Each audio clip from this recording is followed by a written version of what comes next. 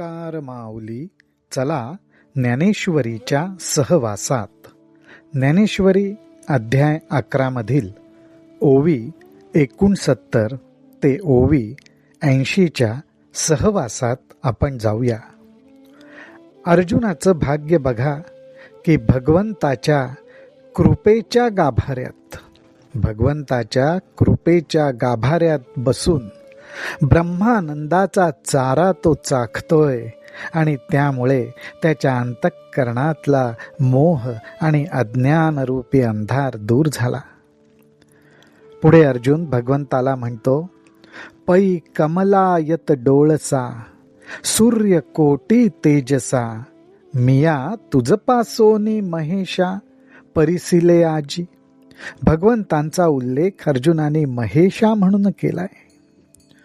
आणि हा भगवंत कसा आहे तर जी कमलपुष्प असतात त्या कमलपुष्पांप्रमाणेच ज्याचे डोळे आहेत.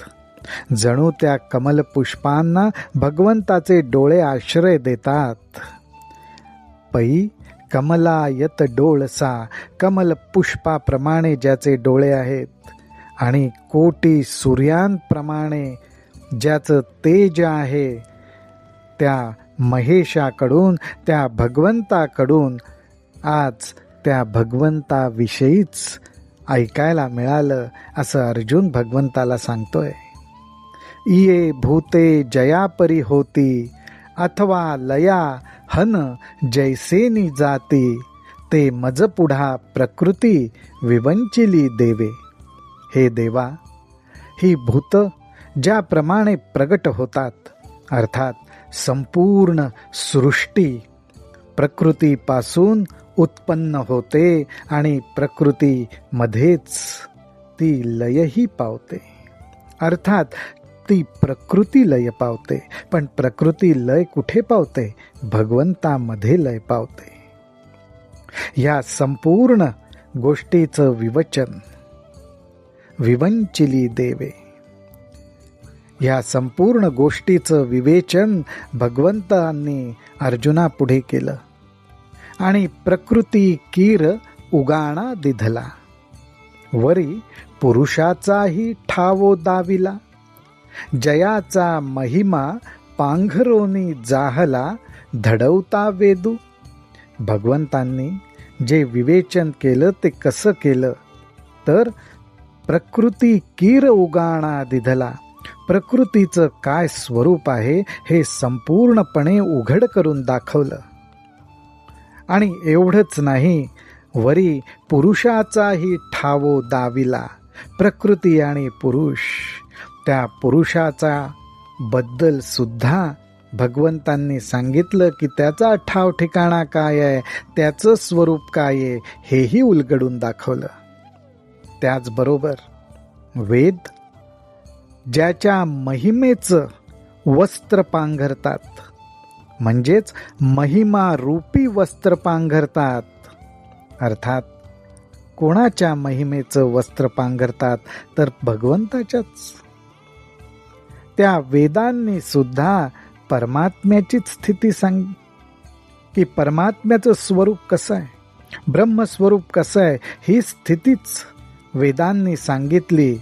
जयाचा महिमा पांघरोनी जाहला धडवता वेदू. हा वेद सुद्धा ज्याच्यामुळे घडलाय, ज्यामुळे त्याला वेद म्हटलं जातं, ज्ञान संपन्न म्हटलं जातं, त्यांनी सुद्धा भगवंताच्या महिमेचंच वस्त्र पांघरलेलं आहे.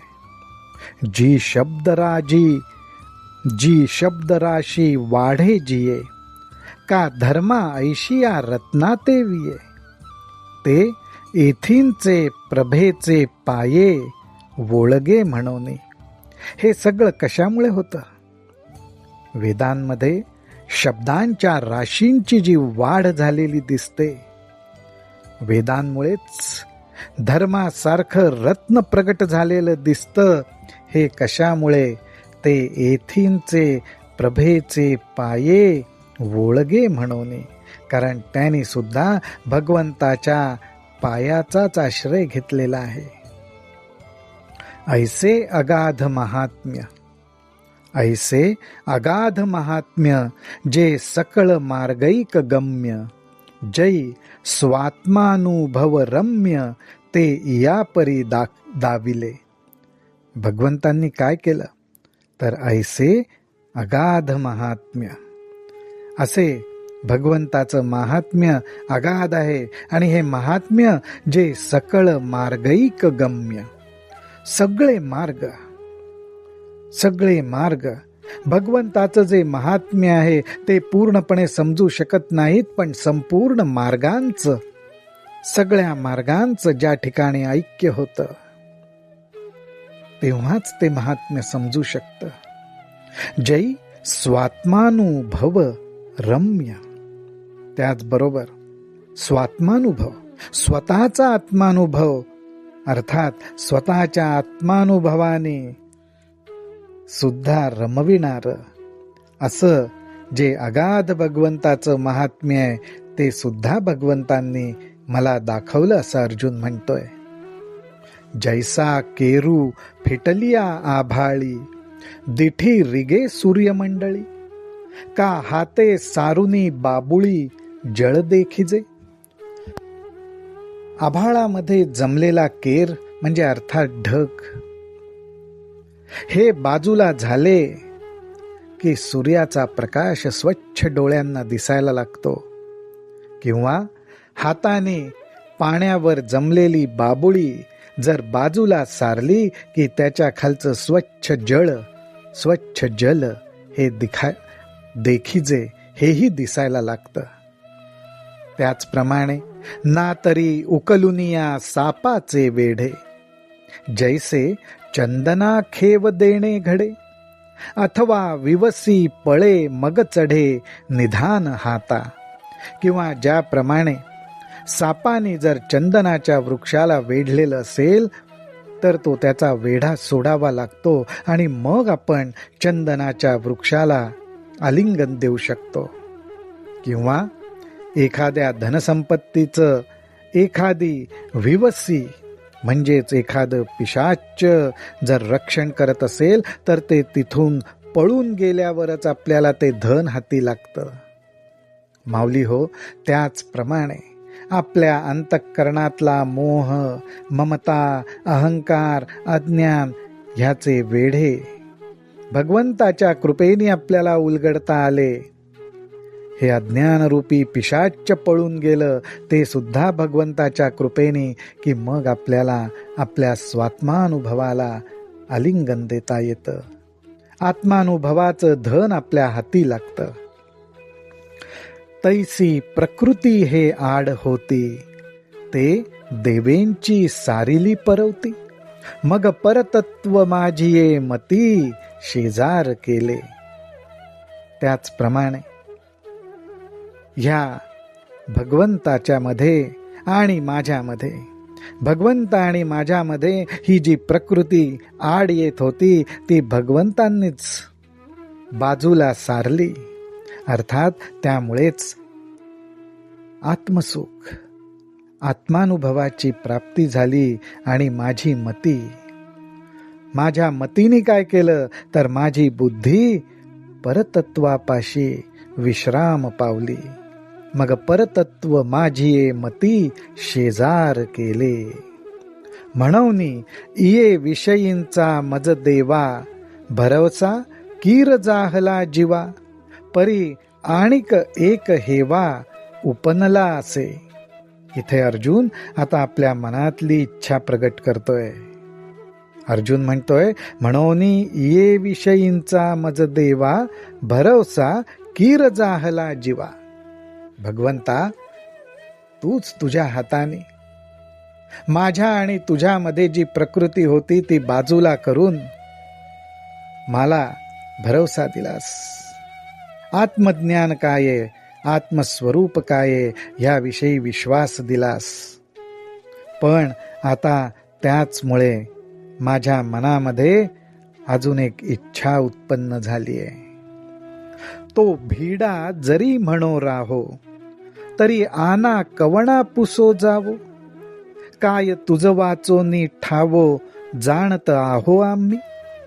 आणि आता ती इच्छा व्यक्त करण्याबाबत जर का मी मनात भीड धरली तर मी ती इच्छा दुसऱ्या कोणाला विचारावी?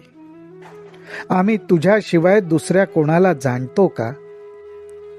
भगवंता, जळचरू जळाचा आभारू धरी, बाळक स्तनपानी उपरोधू करी, तरी तया जिणयासी श्रीहरी आन उपायो असे. अर्जुन इथे भगवंताला प्रश्न विचारतोय. अर्थात अर्जुनाच्या मनातला हा भाव आपले ज्ञानोबा राय टिपतायत. त्या भावालाच उपमांच्या द्वारे ते आपल्या समोर प्रगट करतायत. ते म्हणतात, जलामध्ये, पाण्यामध्ये राहणारे जे जीव आहेत, पाण्यामध्ये राहणारे जे जीव आहेत त्यांनी पाण्याचेच आभार मानावेत का? अर्थात त्या ठिकाणी संकोच करावा का? म्हणजेच पाण्याशिवाय राहण्याची इच्छा प्रगट करावी का? अहो, ते कसे पाण्याशिवाय राहू शकणार? किंवा बाळक स्तनपानी उपरोधू करी, किंवा जे अत्यंत तान बाल आहे, जे आईच्या स्तनपानावरच जगतंय, त्यांनी त्या स्तनपानाविषयी जर संकोच धरला, त्याचा त्याग केला, तर या जलचरांना किंवा या बालकाला जगण्याचा दुसरा काय उपाय आहे का? असं अर्जुन श्रीहरीला विचारतोय. म्हणोनी भीड साकडी न धरावे, जीवी आवडे तेही तुझ पुढा बोलावे, तव राहे म्हणितले देवे चाड सांगे. भगवंतांनी अर्जुनाच्या मनातला हा भाव ओळखला. अर्जुन म्हणतोय, म्हणून मी भीड धरावी आणि माझ्या अंतःकरणामध्ये जे विचारावंसं वाटतंय ते मी आता तुमच्याच पुढे विचारावं, बोलावं असं मला वाटतंय. भगवंत अर्जुनाला म्हणतात की अरे, तू संकोच धरू नकोस. तू तुझ्या मनात जे आहे, तुला जे बोलावंसं वाटतंय ते तू बोल. तुझी इच्छा मला सांग, तवर राहे. भगवंत म्हणतात, तुझ्या मनात जे येतंय ते राहू दे. म्हणितले देवे चाड सांगे. चाड म्हणजे तुझी काय इच्छा आहे ती तू आम्हाला जरूर सांग. आता अर्जुन भगवंताला आपल्या अंतःकरणातली इच्छा सांगेल आणि ज्ञानोबा राय ते आपल्या पुढे प्रगट करतील. राम कृष्ण हरी, राम कृष्ण हरी, राम कृष्ण हरी.